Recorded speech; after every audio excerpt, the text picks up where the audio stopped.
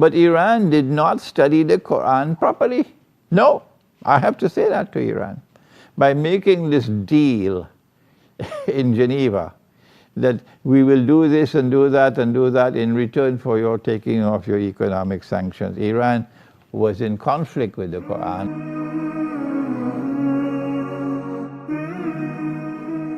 My question to you is regarding the nuclear deal of Iran. You have mentioned in your lectures that anyone who turns in friendship and alliance with the Zionists will belong to them and will not be Muslim. This is not me. No, I didn't say that.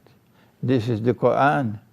And the Qur'an is the supreme authority, the absolute authority in Islam. When the Qur'an speaks, everyone must submit to it, everyone.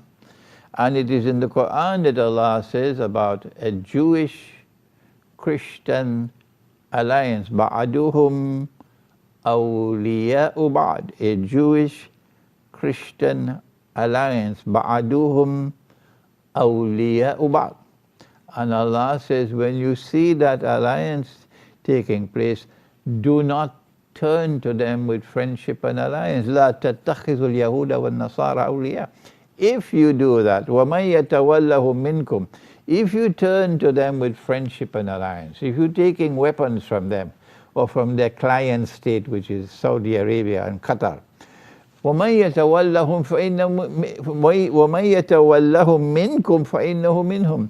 You no longer belong to us, the world, the Muslim community, the Ummah of Muhammad alayhi salatu. You've left the Ummah of Muhammad alayhi salatu and you now belong to them. That is what Allah has said in the Qur'an. I didn't say it. Since Iran also gave the weapons for money and made a deal, so is it correct to say that there's no difference between Iran and Saudi Arabia? Oh no. Oh no. Saudi Arabia is a part of the Judeo-Christian alliance. Saudi Arabia is a client state of the United States of America. It is the American kingdom of Saudi Arabia, like you have the American Republic of Pakistan. Iran, on the other hand, is resisting them. What Iran did was, they said to Iran, you must not have nuclear weapons. And Iran said, no, we are not having nuclear weapons. We don't want nuclear weapons.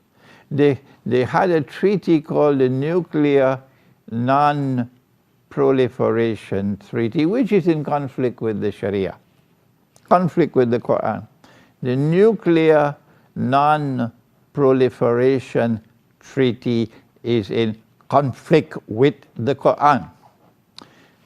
The Qur'an says, وَعِدُّوا لَهُمْ بَعْدَ أَعُوذُ بِاللَّهِ مِنَ الشَّيْطَانِ الرَّجِيمِ وَعِدُّوا لَهُمْ مَا اسْتَطَعْتُم مِّن قُوَّةٍ وَمِن رِبَاطِ الْخَيْلِ تُرْهِبُونَ بِهِ عَدُوَّ اللَّهِ وَعَدُوَّكُمْ. Build power, says Allah. Build power to the maximum extent that you can possibly build it. He's talking about military power. The purpose for building military power to the maximum extent possible is not to oppress. No. Not to wage unjust war. No. Not to dominate people and force their submission to you. Not to establish your hegemony over others. No. Well, then why does Allah command you to build power? Maybe Iran was not studying the Qur'an sufficiently well.